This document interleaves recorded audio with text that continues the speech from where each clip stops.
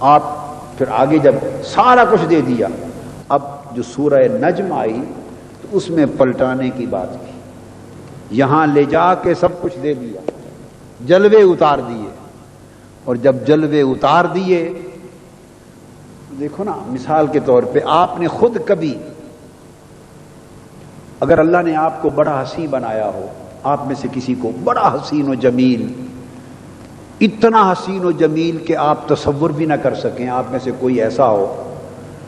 اور چشم تصور بھی گمان نہ کر سکے، مگر آپ نے تو اپنے آپ کو تو انسان نہیں دیکھ سکتا، یہ بھی بلا تشبیہ اور بلا مثال بات کر رہا ہوں، صرف ایک نقطہ سمجھانے کے لیے، اپنے آپ کو تو اللہ پاک تو کسی چیز کے نہ کر سکنے سے بھی پاک ہے، اس کی قدرت سے کچھ بعید، مگر سمجھا رہا ہوں تو اپنے آپ کو تو نہیں دیکھتا، کیا اپنے آپ کو تو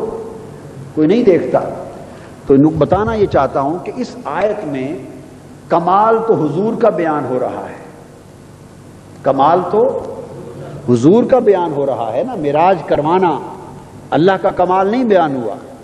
حضور کا کمال کہ حضور کو معراج کروایا گیا، با کمال حضور کو بنایا جا رہا ہے، تو اللہ پاک سبحان اللہ سبحان اللہ اپنے آپ کو کہہ رہا ہے۔ اب میری بات سمجھے ہے نا، جس کو با کمال کیا جائے، آپ کہتے ہیں نا سبحان اللہ، اس کی سبحان کرتے ہیں، تو کیا با کمال کیا حضور کو؟ تو میں مثال دے رہا تھا جیسے کوئی بڑا حسین ہو، بڑا حسین ہو، بڑا حسین ہو، مگر اس نے اپنے آپ کو کبھی دیکھا ہی نہ ہو، اپنے آپ کو کبھی، وہ کائنات کے ہر حسن کو دیکھے، بڑے حسینوں کو دیکھے، بڑے جمال دیکھے، نظارے دیکھے، حسن فطرت دیکھے، بہت کچھ دیکھے، مگر اس کا اپنا حسن اتنا بلند ہو کہ کائنات کے سارے حسن اس کے سامنے ایک ذرہ پر بھی اہمیت نہ رکھے، ذرہ بھی نہ لگے، تو ایک دن اس کے سامنے آپ شیشہ کر دیں، تو شیشے کی خوبی کیا ہوتی ہے آئینے کی، کہ وہ اس میں جھلک آ جاتی، اس میں جھلک آ جاتی، آئینے کا اپنا تو کچھ نہیں ہوتا نا، آئینہ تو صاف آئینہ ہوتا ہے، تو جس چہرے کے سامنے کر دو وہ چہرہ اس میں اتر آتا ہے، تو جب اس کے اندر چہرہ اتر آ گیا تو اس دن اس حسین نے اپنے آپ کو دیکھا، جب اپنے آپ کو دیکھا تو اس نے کہا یہ سارے حسن جو کائنات میں آج تک دیکھتے رہے وہ کیا تھے، بس جب اپنے آپ کو دیکھا تو بے ساختہ زبان سے نکلا سبحان اللہ زی، سبحان اللہ زی، محبوب کو بلایا، اس کو علائق بدنیہ سے نکالا، اس کو غواشی جسم سے نکالا، اور بدن کی بدنیت سے اس کو نکال لیا، اس جسم کو جسمیت سے نکال لیا، اس ہستی کو ہستیت سے نکال لیا، اور ہر شے سے نکال کے مکانیت سے نکال لیا، حتیٰ کہ لامکانیت سے نکال لیا،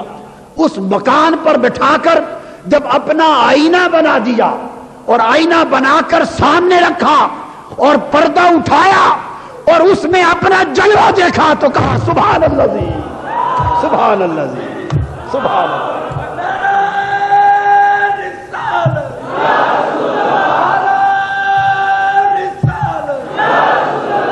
دیکھو نا، آپ اور ہم تو کہیں سبحان اللہ،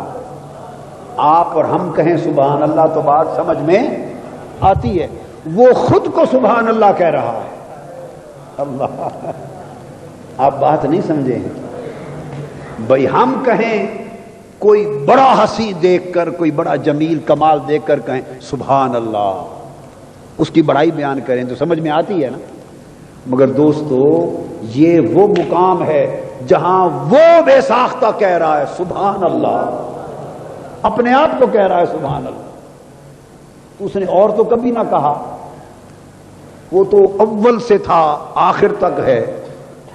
تو اپنے آپ کو کہہ رہا ہے سبحان اللہ، کب کہا؟ اس رات کہا، آئے ہائے ہائے، کب کہا؟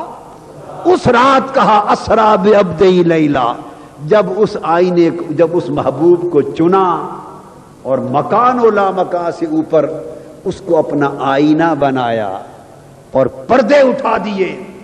اور اس کے اندر اپنے حسن کے جلوے کو اتارا، جب اس کا جلوہ حسن اس آئینہ چہرہ مصطفیٰ میں چمک اٹھا تو مصطفیٰ کو تک کر بول اٹھا سبحان اللہ۔ اب مجھے تو آج تک یہ سمجھ نہیں آئی کہ سبحان الذی اس کی تعریف ہے یا اس کی تعریف ہے، یعنی کس کی تعریف، سمجھ نہیں آئی مجھے۔ یہ تعریف کس کی ہے مولا؟ یہ جو تو اپنے آپ کو جو کہہ رہا ہے سبحان اللہ، کیا دیکھ کر فرمایا سبحان اللہ؟ کس کی تعریف کی؟ تو اپنے آپ کی یا آئینے کی؟ اور پھر ایسی اس کو ایسا بنا دیا، اس کو ایسا بنا دیا کہ جب لے گئے اس کے بیان کا عنوان رکھا سبحان اللہ، اور جب اس کو سبحان اللہ بنا کر رخصت کیا، کیا رخصت کیا تو فرمایا ون نجم، قسم ہے تیرے حسن کی، ہائے ہائے ہائے ہائے، قسم ہے تیری چمک دمک کی، ون نجم، قسم ہے اس ستارے کی، لوگوں دیکھو کیسا لگتا ہے، لوگوں دیکھو، پہلے بنا کے سبحان اللہ فرما دیا اور جب اتارا تو بھیجتے ہوئے فرمایا ون نجم، قسم ہے تیری سونیاں، بس وما علینا الا البلاغ۔ اپنی نسبت سے میں کچھ نہیں ہوں، اپنی نسبت سے میں کچھ نہیں ہوں، اس کرم کی بدولت بڑا ہوں، ان کے ٹکڑوں سے اعزاز پا کر، ان کے ٹکڑوں سے اعزاز پا کر، تاجداروں کی صف میں کھڑا ہوں۔